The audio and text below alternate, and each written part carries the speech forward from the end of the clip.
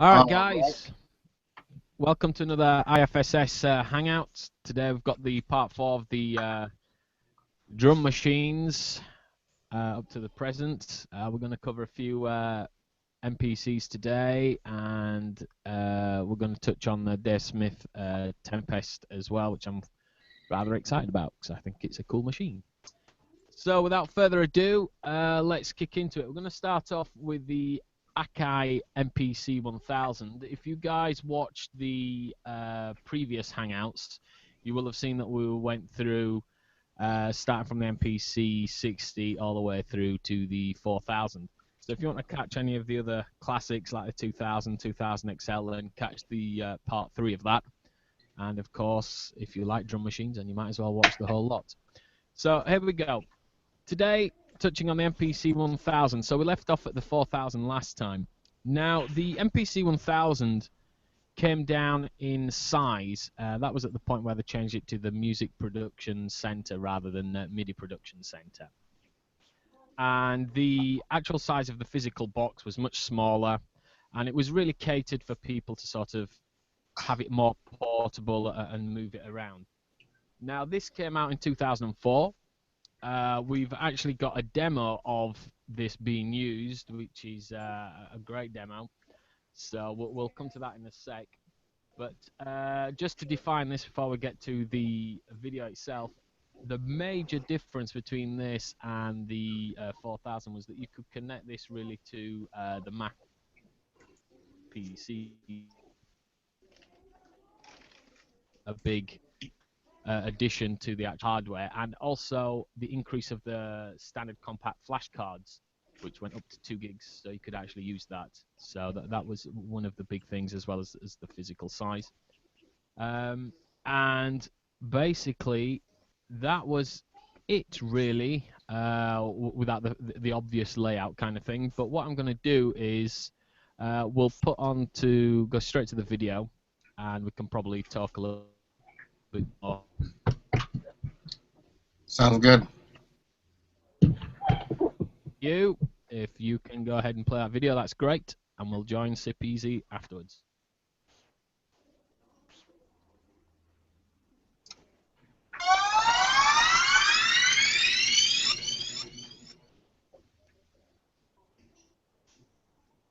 This is DJ Airwax. I'm here with MacD.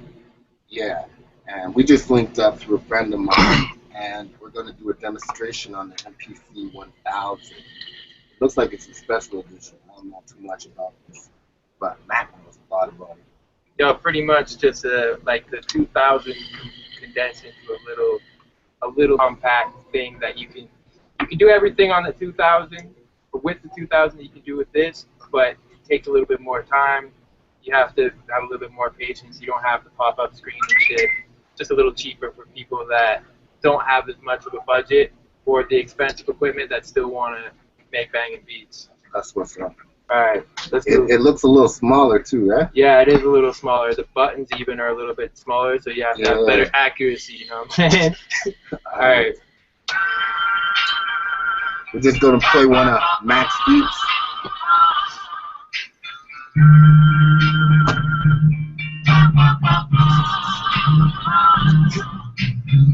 I like that sample.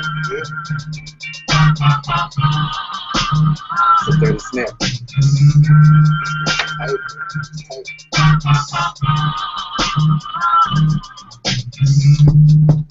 Oh! Hold on. That's a dirty kick.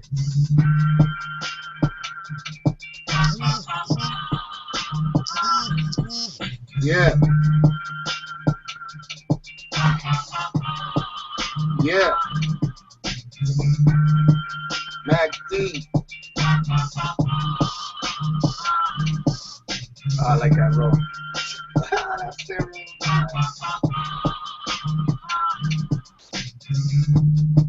That's what's up. Real simple, man. It's easy to do. You just gotta, honestly. I love that groove, man. Yeah, man.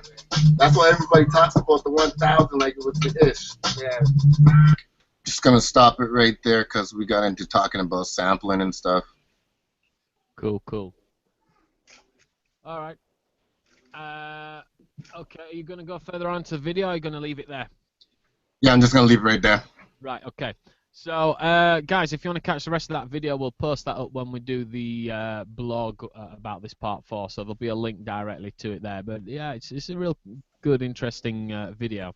So in terms of the MPC 1000, now, me, this was the beginning of the Akai started to experience in terms of losing market share. And we'll come on to Native Instruments shortly, which sort of picked that up. But it was at around about this point, 2004, I think they dropped the ball a little bit.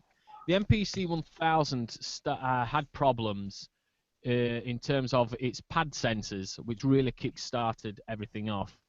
In terms of the sensors just weren't very good, and it was a manufacturing fault. They did reissue again at a later date the MPC 1000 BK, which had a hardware fix to it, implemented from the factory. But before that, on the standard MPC 1000, they actually brought out what they called a NIM upgrade to it. So if you guys are actually out there looking for an MPC 1000, then I would suggest just check it out when it came and that it has the upgrade already installed, because the sensors for the pads were notoriously naff and they kept breaking down, and obviously it's no good. What you wanted an MPC for was to create that swing, that feel, the whole groove, and the sensors on the pads are complete key to that, a fundamental basic thing that you need. But besides that, you know, the MPC was good and it served its purpose. You know, as I mentioned, the big internal compact flash card addition to the actual model itself was an important upgrade from the standard 2000 XL at that the 2000 XL and the 4000 as well. Now we're going to move forward a little bit. We're going to put some links on that stuff so you can read all that stuff anyway. But we're going to move on to the 2500, the MPC, which that came out a couple of years later in 2006. Now the 2500 what was basically just a bit more of an upgrade, really. It had to do with sliders and various things like that. The layout was slightly different than the 1000. You had, instead of two sliders on top of one another, you had two fader sliders on the left hand side, and the knobs and things were changed and stuff. But we also saw, if I'm not wrong, I'm just going to check this quickly on here on the internet. I don't know if it was when JJOS came out or if that was at a later. Yeah, here we go. JJOS compatible. So that was a big thing with the 2500. Now, a lot of guys in the producer world like the JJOS system rather opposed to the standard MPC software that came along. And the 2500 made that compatible. We also have the 1000 as well, but by the time that the 1000 was compatible, the 2500 had just come out. So that was a big difference as well to it. It was all to do with the workflow from the JJOS operating system, which people preferred. The other big thing that was important on 2500 was the chop shop. Basically, the way of chopping samples was much easier now, and the fact that you could have a CD and DVD-ROM driver added for burning and reading capabilities was quite important as well. Obviously, anything before 2500, you were dealing with flash cards. Now, at that point in time, to have a CD that you could burn straight away for beats and stuff was obviously a really useful thing at that point in time. So that was that.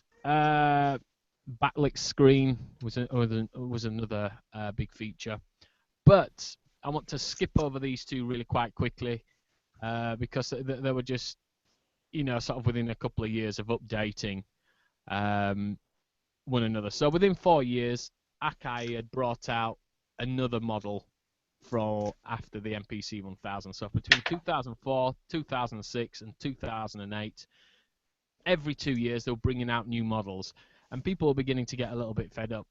And in 2008, we had the MPC 5000 that came out. Now, this got seriously slated, did this piece of hardware.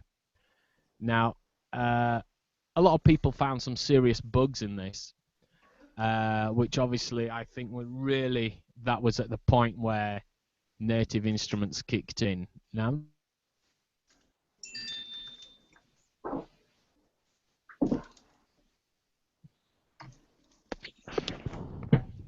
the following year with Machine. Now, Sip's going to do a demo of Machine in a minute, but before we get to that, we're going to just talk a little bit about the MPC 5000. So, the SOS Sound on Sound magazine, if you guys are serious about production, you should really be reading this magazine. It's a staple diet, it's an industry standard, but it has loads of great gear, reviews and stuff, normally before it comes out, or just around about when, obviously, other manufacturers do all the press release. But I'm just going to go through an article that they did in 2008 that was published by SOS, talking about the 5000. And they actually quite like it in the sense that it was more powerful than the previous 2500 MPC, which was the flagship.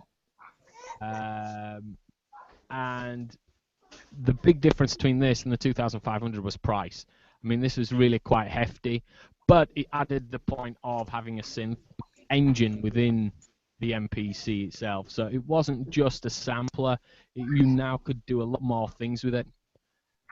So it was, the 5000 was completely targeted at the producers within the studio and stuff. And to add to the fact that it had XLR outputs as well was a big thing to obviously make a workflow within the studio a lot quicker and easier and accessible to it. So integrated into your workflow a lot easier. Now, a couple of the cons that they didn't like about this SOS was that it had a very basic hard disk recording facilities. Now, which compared to what the MPC or what Akai was trying to do, they were always trying to push the boundaries all the time by bringing in the latest compact flash readers, adding CD usability, bringing out additions to other samplers like the S5000 and things like that, where they would have external USB boards. So having all this connectivity to then all of a sudden sort of cut back and go to a sort of really basic hard disk wasn't exactly a good idea, and SOS picked up on this and slated them for it. But they also didn't like that it was, well, what the machine was supposed to do. It was quite underpowered in terms of mixing. So the facilities that you had on board with the machine weren't great. And the fact that you could have external mics plugged in, but it didn't support phantom power, meant you couldn't use any condenser mics and things like that with that. So you just resulted in having dynamic mics. Now, obviously, when you're in a big studio and a big setup, you want the best quality sound, and you use condenser mics as much as possible if you're recording, certain instruments and things. But you were obviously left there with just, one sonic sound, which was using dynamic mics. So that cut off quite a lot of creativity, you could say, in terms of mic setups. You just could use dynamic mics, which, I don't know what they were thinking at Akai, but perhaps they were thinking, well, rappers, yeah, SM58s, that's all they're going to use. They're not going to use condensers or ribbon mics or anything like that, although you wouldn't use phantom power with a ribbon mic.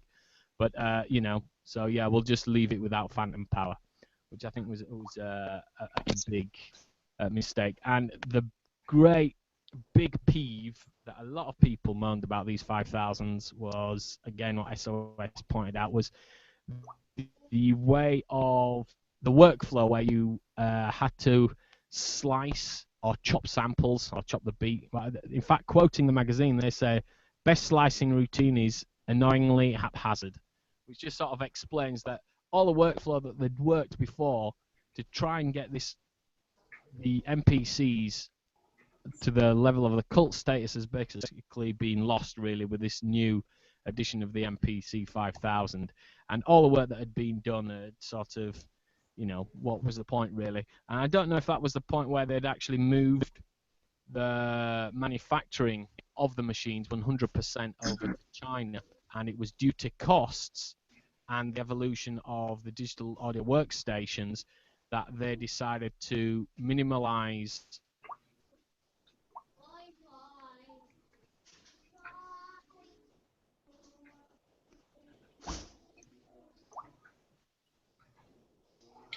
design from the get-go. Really, wasn't as thorough as what it was in the earlier days. That's the impression I get. I don't know what the real factor of it was, but this is what we see. So that was the MPC 5000. Now, I did a bit of research on this earlier. A bit of research. I did a Google search, really. And what I came up with, I found this article that's quite interesting, which is it's actually over on Synthtopia. So if you guys know Synthtopia, it's quite a nice little site. You get loads of, details and reviews and stuff about most gear up there. So it's always worth going to visit. But one guy had written this in 2008 about don't buy an Akai MPC 5000 until you read this, which is quite an interesting review. So we'll paste that link up on when we do the blog, so you guys can actually go read it if you can't be bothered to search it on Google. But yeah, it's quite entertaining. Basically, one of the sort of ending paragraphs of this is, please don't do this again, Akai. As a fan, avid user, supporter and friend, don't let the decline in hardware sales or whatever is contributing to this allow this to continue. Basically, he's just saying it's a sack of crap. But having not used one, I can't really comment on that. But we'll provide the info and you guys can go out there and, make an informed decision. Anyway, obviously following this kind of backlash from the community at large with the producers, in came Native Instruments. Now this, for me, revolutionized the beat making process, where going from, it merged the link between software and hardware, which was the birth of Machine. Now Machine came out to explicitly work as a controller, hardware controller, to work with the DAW and emulate basically what an MPC did, but have it 100% using within the DAW. That meant that you could have greater functionality and greater workflow that was closer connected to your digital audio workstation. Now, when Native Instruments came out, they brought out an almost its own digital audio workstation, which emulated what was happening at that point in time, like Logic and things. So basically, you'd sequence using that, and you'd be able to add effects, and you'd be able to add layers and things like that. But the fact that you could use it on a computer screen took away the issues that the Akai MPCs had with the LCD and backlit displays that they had. Now you could see your whole computer screen, which was, minimum, it was around about 15 to 20 inches, rather opposed to, 3-4 inches that you could see on the MPC.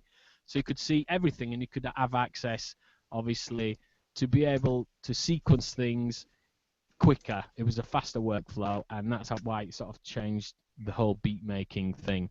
And obviously you had then unlimited space in terms of backing up your equipment, or backing up your beats and your ideas, because you had access to your computer hard drive then, which obviously the MPCs didn't at that point in time. The only way to do it was obviously go USB, but you had to basically switch off, you back up your MPC, but you couldn't use your MPC at the same time it was connected via USB. This was with the MPCs. So it became kind of a funny workflow where Machine, it was connected all the time, and you used it, and it was just backwards and forwards. So you could create samples on your computer and then just drag it into Machine, and you could use that and sample it. And that's what revolutionized everything. So with that said, I'm going to bring in our main man, Sip Easy, who's going to give a demo on Native Instruments Machine. Go ahead, Sip. Just hold on a second, and I'll play the video. Okay.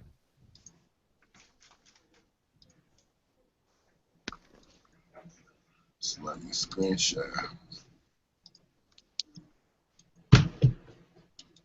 Machine product. Machine can be used as standalone or VST. inside your favorite dock, as I will show here.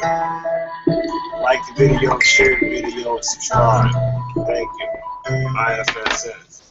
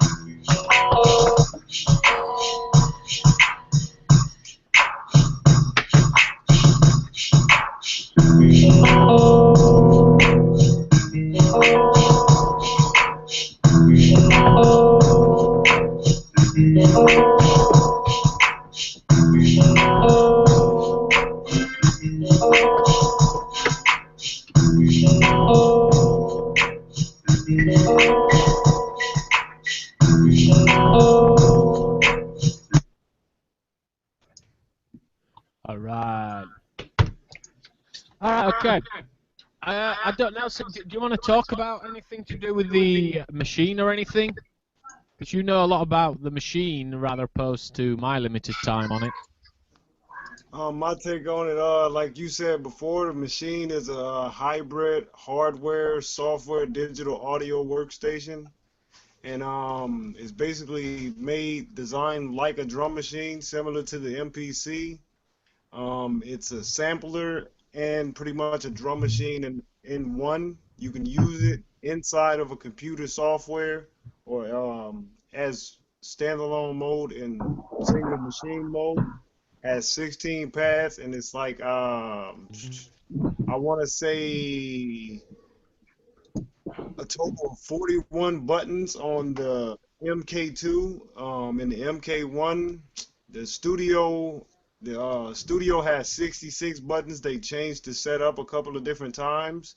Hmm. It's very user friendly, and you get better with it as you go along. Right. Well, yeah, That's because what I you've got a Mark II. I've got the original machine, which I kindly pinched off DJ Airwax. Well, in fact, he sent me it really from Canada. But DJ Airwax has Machine Studio. I don't know if you want to say anything about Machine Studio today, Wax. Or... I'm actually going to do a review on that a little, probably in like part 4, part 5. Cool, cool. All right, Just well, we'll wait leave for that there. studio. All right, okay. So, yeah, basically, Sips said what I was saying in terms of user and the ability to use it within the computer was quite groundbreaking at the point in time. And it sort of moved or raised the bar a little bit in terms of standard between just a controller and a fully integrated controller. Now, from there, we go to sort of super modern stuff then. We start to get to the new generation of drum machines, and in comes the Dev Smith Instruments Tempest. Now, this came out in 2011. I mean, that's 5 years ago, but it doesn't feel like 5 years ago. It feels like it was just yesterday when this thing came out. Now, I really quite like the look of this. You know, guys, you know me, I'm about the analog thing, and I think analog is sexy because it just, I don't know. You've heard my rants before, so I'm not going to go into it now. But yeah, basically, this machine, the Tempest, was a true drum machine in the sense that you couldn't sample with it. Okay, so the sounds came already preloaded in it. Now, what defined this machine from all the others that have come previously, or certainly the 15 years before it, was the fact that it was really going back to the roots of what a drum machine is. Now, added with that analog sexiness that it has was this ultra super modern analog oscillators and digital oscillators. So incorporated a synth in itself, and what this machine allowed to do compared to normal traditional drum machines, which are just a few tweaks, say an 808, a Roland 808, where you'd be able to go in, you'd affect the envelopes a little bit, and that's the attack time and things, and cut a few frequencies and stuff. This machine, the Tempest, allowed you to do so much more. It was a full synthesizer, allowed you really to get into the heart of the actual sound, so really design it. Okay. Now, this is what Dev Smith the reason why he worked together with Roger Lynn on the Tempest was because these guys came from the old school and they fundamentally understand the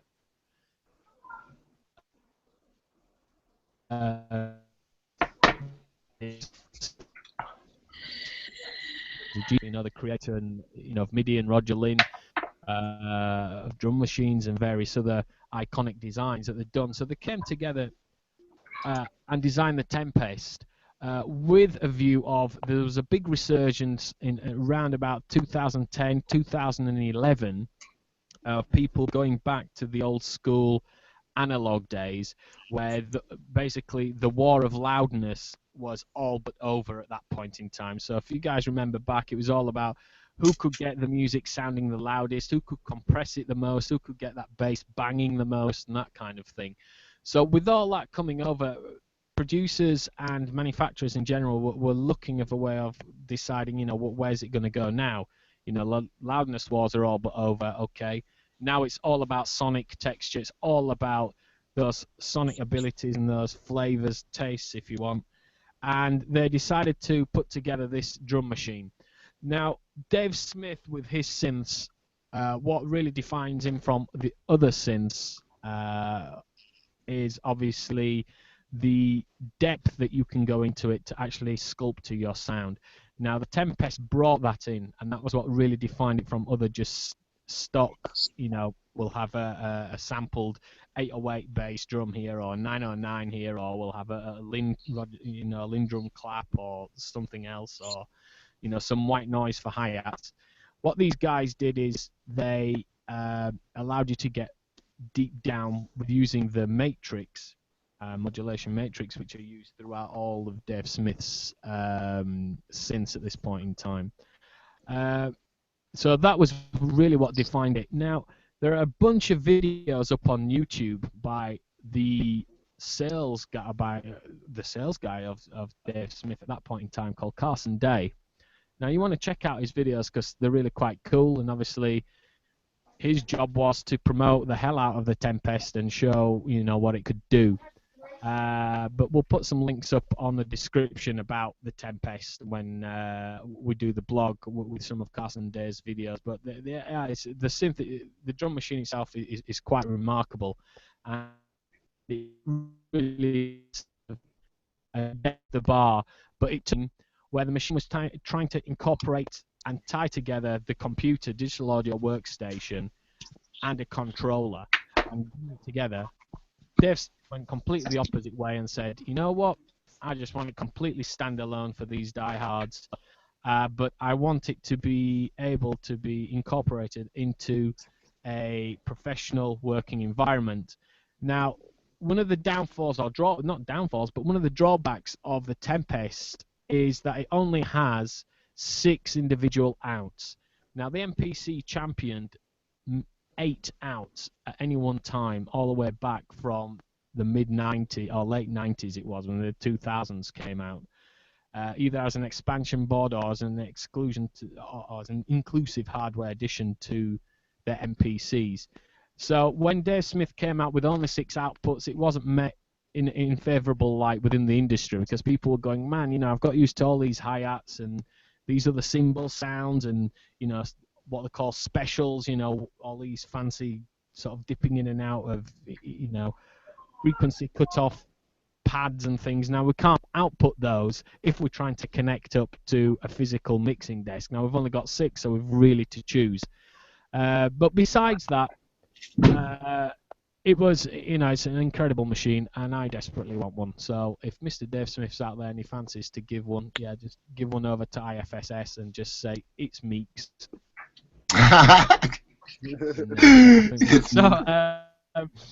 basically the Tempest is a beast of a machine, and there's been no real competitor to that at all, with the exception now of the MPC Touch, which we're going to deal with probably on the next issue of this drum machine series. Basically, that's where it takes us today. I don't want to rabbit on too much about the Tempest and things like that, because I'm not really 100% qualified to go in and talk really deeply about it. But we'll put up some of Carson Day's videos up there, and you can find out loads of information on Dave Smith's website. The only thing that I will say, though, about this machine and who it was targeted at, it was certainly targeted at the top end. So it was a serious drum machine for serious drum machine enthusiasts. Okay, someone that was really into their drum machines, and it's not the easiest machine to work into. You've got to be 100% committed to this machine, because there is a learning curve to it, and also it's not cheap. Anything Dave Smith is quality, and the fact that you've got various sort of up-to-date hardware additions to that, such as the sliding controllers, rather to oppose to having physical modulation wheels and that kind of thing, and the addition of having real analog oscillators with a crossover of the digital oscillator together with various filters. I don't know if it has a Curtis filter, which Dave Smith was renowned for using within his synths, which quite adds a specific sound to his synths. But with these additions to the actual hardware itself, obviously it has quite a high cost or high value to it. And basically that's it, really. That's all I can talk about it, and we'll put up some links for you guys to go see it. even better would be if you guys can drop us some videos of you using these, you know, MPCs or Tempests or stuff. You know, we'd welcome that. We can always discuss it and talk, you know, a lot more about it with you guys, you know, in future hangouts. So we'd love that. We'd love some feedback from you guys. But that's it from me at this point in time. I don't know if Wax or Sit Easy want to add anything to it. I don't really know anything about the Dave Smith instrument, but I do know it's a quality piece of machine. Yeah. I have a very detailed video, so we're going to get a very good idea what it is and All right. how it goes. Took some real-time searching because there wasn't that much old on it, but there was some real good quality stuff on it. Yeah, well, it's a new machine. It's a great machine. Anyway, enjoy the video, guys. Okay. All right, for me, all I got is subscribe, like the channel, share the video.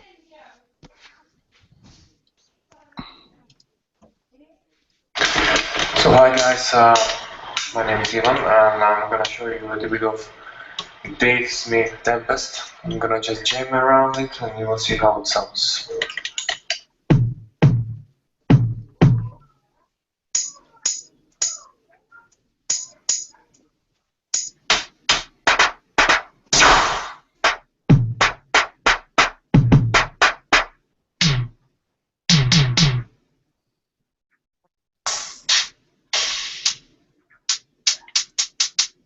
Man, that is such a sexy machine. It looks so cool. Wow. Nice. I know what it can do. The functionality that it has been, you know, within it.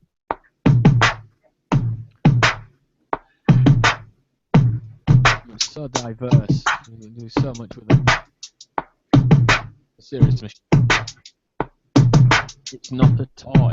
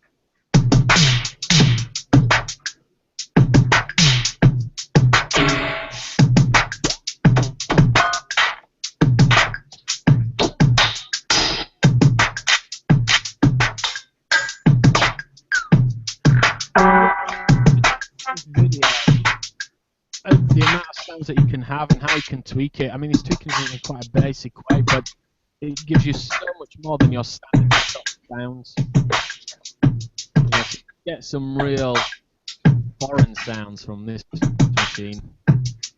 So yeah, I love it. Looks like a beast. Beats of the price as well.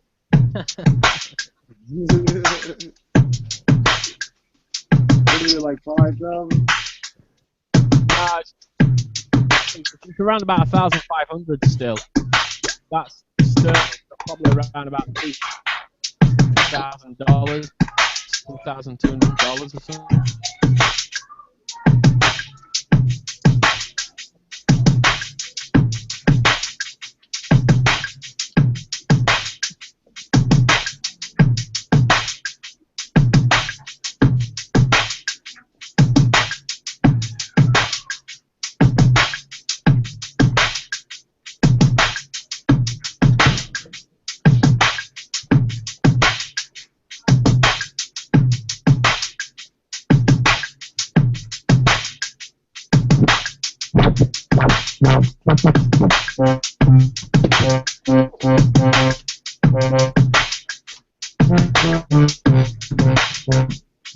Yeah, you've got the same bit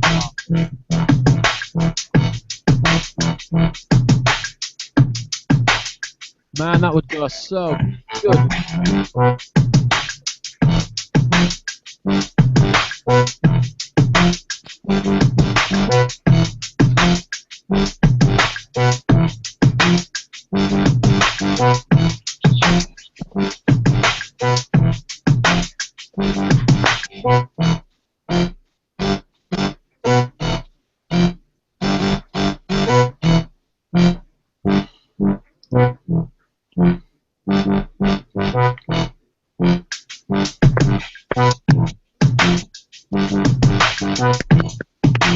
That thing is badass. Yeah, some big sounds in that. Definitely. Yeah, the disadvantage to it is that you can't add sounds to it. That's, I suppose, one of the drawbacks to it. But do you want a machine that you can just indefinitely keep adding sounds to it, or do you want something that is of a moment yet futuristic? So for me, I don't know. For me, it adds a bit of the mystique to the instrument itself. That is it. That is it. I'm not going to add anything to it. It's for me, it's a bit like having a guitar and having a pickup added to it, so you can play it like a synth. It doesn't quite. It's not the same for me, but it's great because you can add that extra sound. You can take the guitar past where you found it, really. But this machine, no, it's like it comes. That's what it is. Those are the sounds. But you can design it to your heart's content. So I suppose you never actually run out of sounds, but it gives you the ability to actually learn an instrument properly for what it's for, rather opposed to sort of be overwhelmed with all the millions and billions of sounds you get. A bit like, I suppose, like having Contact or something like that. You have Contact, amazing bit of software, brilliant, fantastic, but it's so easy to be overwhelmed with the amount of sounds, the amount of stuff that you can have and add to it, that you forever sort of seem to be looking at the sounds instead of actually doing something with the sounds. So I think, in effect, for me, to have that instrument on its own is a good thing, and I think it confines the creativity to, this is what you've got, create with this, and it allows you to think in a different way rather opposed to just create whatever and it's a blank canvas. So yeah, I like that machine, yeah, obviously, but yeah, I think it's cool. Pretty dope. All right, guys, again, one final time, that's it from me now. I don't have anything else to add unless anyone has any questions or anything. Nope, we had a couple of viewers, and that's it though. Yeah, we had some viewers this time at least. No questions. Another tip, another thing I wanted to say about the machine is it's a Groove production box. Yeah. And the other day I was listening to somebody and they was giving an explanation, and he was like, don't be so fast to jump inside of your DAW and use your Groove production box. Use it for what it's made for, because it's made to produce that groove externally, and then you bring it inside of there and advance upon it. So I thought that was a pretty good tip. I want to pass that along. Well, yeah, it's there as an external processor, isn't it, to take that weight off your processor within your computer. So then you're not running it, and the computer is also struggling with what you're doing on the outside. In fact, it's a good thing because it allows you to mess around with your beat as much as you want, crush it, add modulation effects to it, and then once it's in the DAW, add more stuff to it if you want to add more stuff to it. So I think it's a clever way of doing it, to have a processor externally to relieve a bit of pressure, especially if you've got a lot of audio tracks within your workstation anyway. If you enjoy building up massive arrangements, then Machine is a great way to still tweak it on the machine, but you can use the processors of the machine to do that. So I think that's really good. And yeah, I totally agree with the guy that said it's a Groove Machine completely, and to use that. I think the Beat Machine was meant to be something fun, so when we are creating music with these things, remember to have fun, guys. Absolutely. That's a word with that one, Max. Absolutely. Yeah. As soon as it stops being fun, you know, you run out of ideas. Yeah. That's right. Okay, I guess that's all for this week. We'll see you guys next week with part 5. That's it. Part 5. And that's going to probably be wrapping it up. Yeah, it's There'll soon. be Yeah, something soon coming building out up. in the future. We'll have a new show. Well, I think now what we should do is start a segment on the synths. Yeah, that sounds good to me. And I don't even know when we're going to go back. That might be like in the 18 something. Yeah. We might be in trouble. I'll let someone else narrate the synths because otherwise there'll be like 3-hour hangouts or something. People will be killing themselves. Like, where's the ballpoint? What is me talking about? Meek, stop, Meek, stop. Enough. Yeah.